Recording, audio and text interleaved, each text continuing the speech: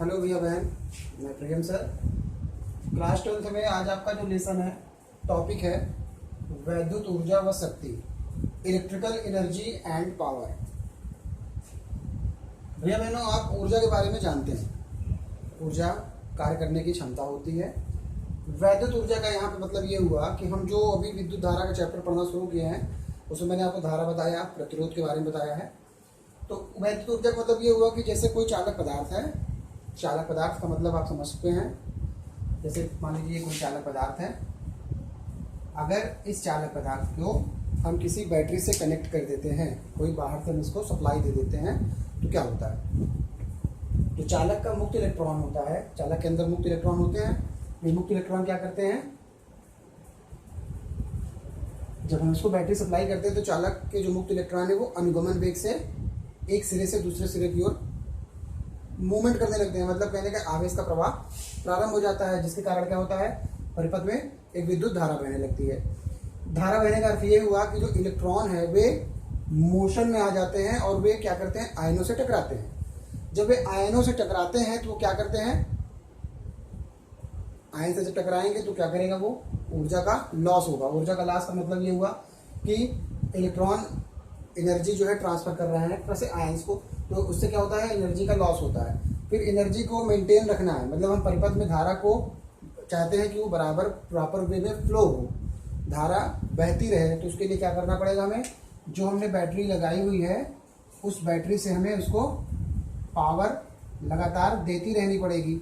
जब बैटरी से उसको ऊर्जा मिलती रहेगी तो वो चार्जेस जो है वो मोशन में रहेंगे। अच्छा, जब इलेक्ट्रॉन यहाँ से एनर्जी पाएगा तो वो क्या करेगा? वो बार बार आयनों को ट्रांसफर करेगा, जिससे क्या होगा कि जो भी ये मेटल की शीट है या मेटल का जो भी वायर है वो तप्त हो जाएगा, मतलब उसका टेम्परेचर बढ़ जाएगा और वो गर्म हो जाता है। गर्म हो जाने का मतलब ये हुआ कि हम क्या पढ़ रहे हैं? वैद्युत ऊर्जा का ऊष्मीय प्रभाव, विद्युत धारा का ऊष्मीय प्रभाव। तो उससे क्या होगा? जब वो टेम्परेचर से वो हीट हो जाता है तो हम ये कह सकते हैं कि जो पहले वैद्युत ऊर्जा था, इलेक्ट्रिकल एनर्जी, वो किस रूप में बदल गई है? वो ऊष्मा के रूप में परिवर्तित हो गई है। तो इस प्रकार से हम ये कह सकते हैं कि विद्युत ऊर्जा को ऊष्मा में हम कन्वर्ट करते हैं। तो इस पूरे प्रोसेस में केवल हमको यही पढ़ना था। अब मान लेते हैं कि किसी परिपथ में टी समय में कुल आई धारा प्रवाहित हो रही है। टी समय में, स्मॉल टी टाइम में आई धारा प्रवाहित हो रही है और उसमें जो चार्जेस हैं उसका वैल्यू है Q। तो हमें ये मालूम है formula Q is equal to I गुणे टी, ये हम जानते हैं। फिर एक बात आप और जानते हो, आवेश को एक बिंदु से दूसरे बिंदु तक ले जाने में किया गया कुल कार्य कितना होता है? W is equal to V गुणे Q। जहाँ भी क्या है? विभवांतर है। जो आपका चालक पदार्थ है उसके सिरों के बीच का विभवांतर है। तो इसका मतलब यहाँ से W इज इक्वल टू क्या हो जाएगा? V इंटू आई इंटू टी। ठीक है। और ओम के नियम से भी हमने पढ़ा है V इक्वल टू क्या होता है? I R. इसका मतलब W क्या हो जाएगा? आई स्क्वायर आर टी। एक फार्मूला आपको ये मिला। और एक होता है I बराबर, अगर आप V अपान आर रख देते हो तो यहाँ से W इक्वल टू मिलेगा V square upon R T. ये सारी वैल्यू मिलती है आपको जूल में, क्योंकि हमें मालूम है कार्य का मात्रक जो होता है वो जूल में होता है। मतलब चार्जेस को एक बिंदु से दूसरे बिंदु तक ले जाने में जो हम कार्य कर रहे हैं उसका मान क्या, ये किया गया कार्य ही एक प्रकार से इसके अंदर वैद्युत ऊर्जा के रूप में रहता है। तो ये हो गई डिफरेंट वैल्यू।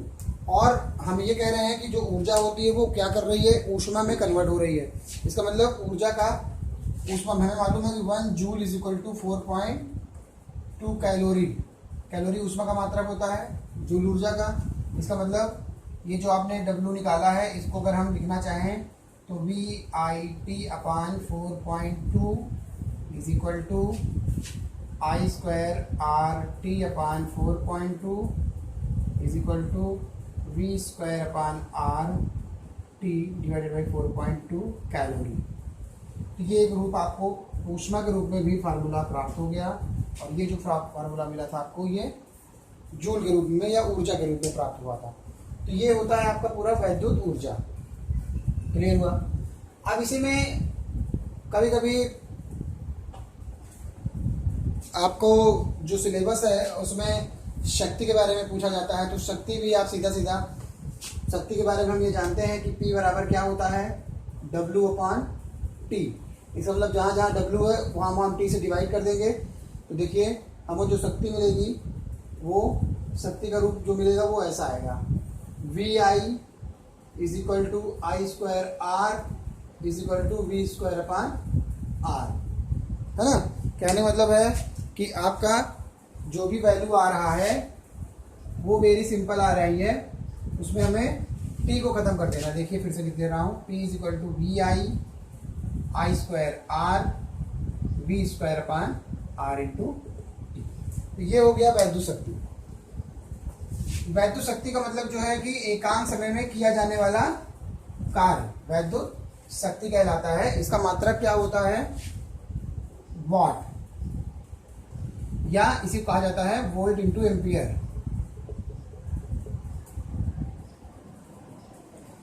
वाट पावर का, वैद्युत शक्ति का बहुत छोटा मात्रक होता है, तो हम लोग यहाँ पे इसको किलो वाट के रूप में भी लिखते हैं, मेगा वाट के रूप में भी लिखते हैं, ठीक है।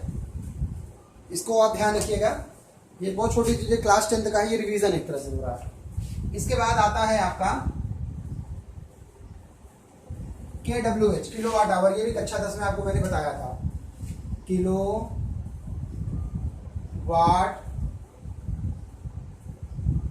आवर KWH, या इसे कहा जाता है यूनिट।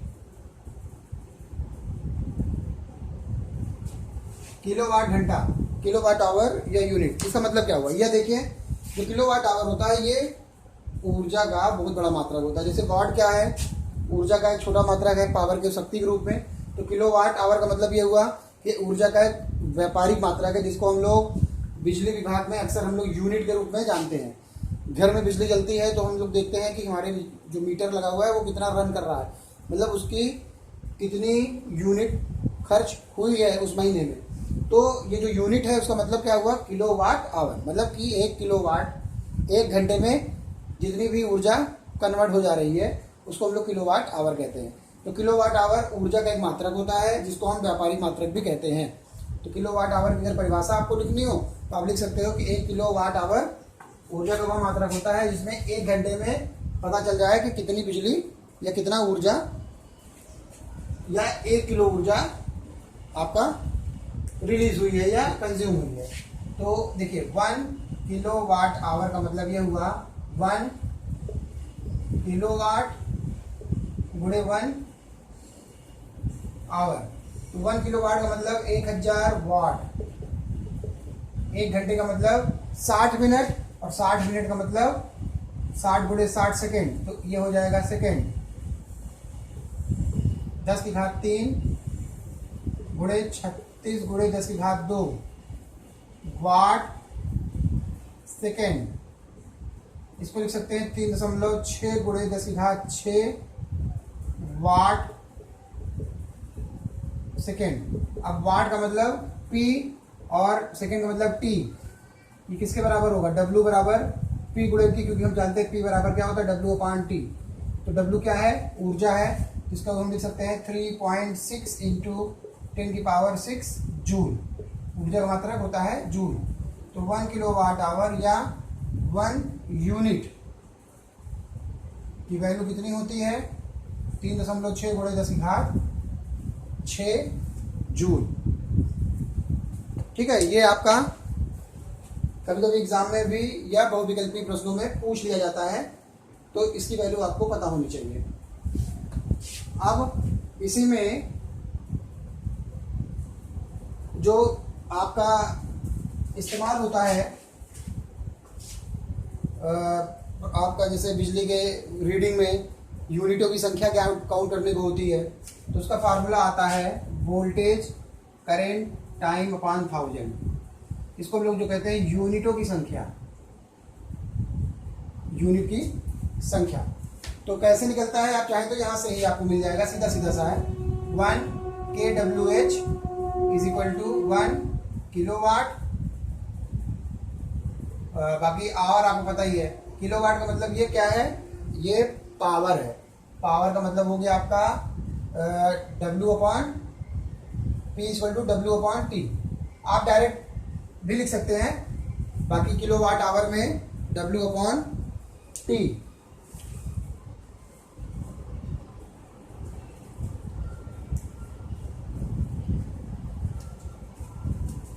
देखिए इसमें एक चीज और इंक्लूड कर दीजिए,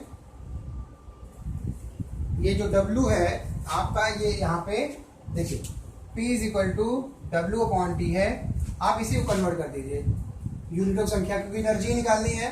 W = P/T। P का मतलब हो जाता है V/I/T। अब VI ये है, जो P है वो है वाट में, किलोवाट करने का मतलब क्या हुआ, V/I/1000, और T जो है वो सेकंड में है पहले से, तो इसी को हम लोग लिखते हैं W = VIT/1000, और ये हो जाएगा आपका पूरा पूरा यूनिटों की संख्या। तो यूनिट की संख्या क्लास 10th में ज़्यादा पूछा जाता है, यहाँ पूछा नहीं जाता है। तो किलोवाट आवर का मतलब भी वही है, ये जो W है, तो इसी को आप ये छोटे से फार्मूला से आप कन्वर्ट कर सकते हैं। तो यहाँ से आपको ये मिल जाएगा यूनिटों की संख्या कैसे निकाली जाती है। ये न्यूमेरिकल्स में इसका ज़्यादा इस्तेमाल होता है। इसके बाद एक छोटी चीज़ और आती है, प्रतिरोधों का संयोजन। प्रतिरोधों का संयोजन, कॉम्बिनेशन ऑफ रेजिस्टेंसेस। एक चीज मैंने आपको नहीं बताई है, प्रतिरोध का जो प्रतीक चिन्ह होता है वो ये ऐसा होता है, ठीक है। कैपेसिटर का कुछ ऐसा होता है। एक आगे आप पढ़ोगे प्रेरक, इंडक्टर, तो उसका भी एक सिंबल आएगा, उसका सिंबल कुछ ऐसा होता है, स्प्रिंग जैसा, ठीक है। तो अभी इसकी जरूरत नहीं है। तो ये प्रतिरोध का सिंबल होता है। तो देखिए संयोजन दो प्रकार के होते हैं, एक होता है श्रेणी क्रम संयोजन। श्रेणी क्रम संयोजन का मतलब क्या हुआ, सीरीज कॉम्बिनेशन। मैंने आपको कैपेसिटर में भी बताया था कि सीरीज का मतलब क्या होता है, जब एक प्लेट का एक सिरा बैटरी से जुड़ा हो, बाकी दूसरा प्लेट का दूसरा सिरा दूसरे प्लेट के पहले सिरे से जुड़े हो। मतलब इसमें क्या होगा, प्रतिरोध का जो एक सिरा है ये बैटरी से कनेक्ट होगा, दूसरा सिरा आपस में कनेक्ट होंगे, तीसरा सिरा भी इसका जो मतलब दूसरे वाले का दूसरा सिरा भी आपस में कनेक्ट होगा। ऐसे ये श्रेणी क्रम है। मान लेते हैं ये पहला प्रतिरोध है R1, दूसरा प्रतिरोध R2, तीसरा प्रतिरोध R3। ये बैटरी है, यहाँ से ये भी पोटेंशियल दिया, करंट आई जाएगी तो तीनों में करंट सेम रहेगा। मान लेते हैं इसके सिरों पे विभवांतर V1 है, इसके सिरों पर V2 है, इसके सिरों पर V3 है। तो अब V1 बराबर क्या हो जाएगा, I × R1, V2 बराबर हो जाएगा I × R2, V3 बराबर हो जाएगा I × R3। फिर जो टोटल भी होगा वो तीनों का योग होगा, क्योंकि विभव अदिश राशि होती है। अब मान लेते हैं कि पूरे परिपथ में जो कुल धारा I बह रही है और उनका जो तुल्य प्रतिरोध है वो कैपिटल R है, तो ये भी बराबर IR हो जाएगा। ये हो जाएगा IR1, IR2, IR3। इसका मतलब हुआ कि जो प्रतिरोध हम श्रेणी क्रम में लेते हैं उनकी वैल्यू आपस में सीधा सीधा जुड़ जाती है। लेकिन कैपेसिटर के केस में क्या था, 1/C = हो जाता है 1/C1 + 1/C2 + 1/C3, मतलब उसमें वैल्यू उल्टा हो जाता है। एक बार फिर से श्रेणी क्रम संयोजन में क्या होता है, प्रत्येक प्रतिरोध का पहला सिरा बैटरी से जुड़ा होगा और इसका दूसरा सिरा दूसरे प्रतिरोध के पहले सिरे से, इस प्रकार के आपस में कनेक्टेड होते हैं, ठीक है। इस प्रकार के संयोजन को हम श्रेणी क्रम संयोजन कहते हैं।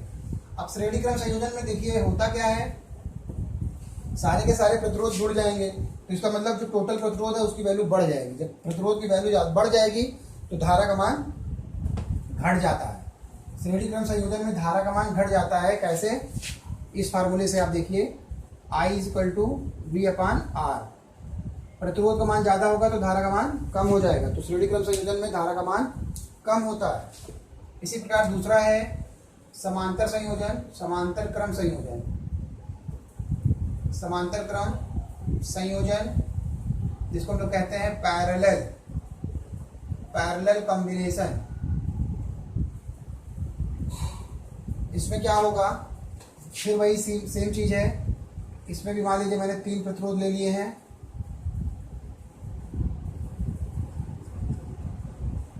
ये तीनों आपस में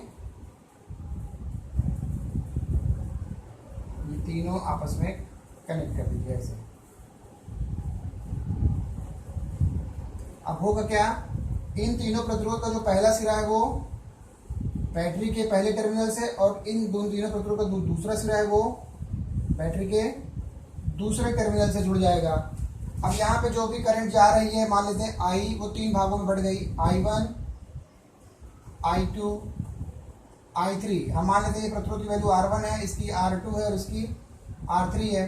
तो इनके बीच में जो पैरेलल कॉम्बिनेशन है, तो जो पोटेंशियल होगा वो सेम होगा। यहाँ पे I1 जाएगा, I2 जाएगा और I3, और ये भी V हो गया, V हो गया, V हो गया।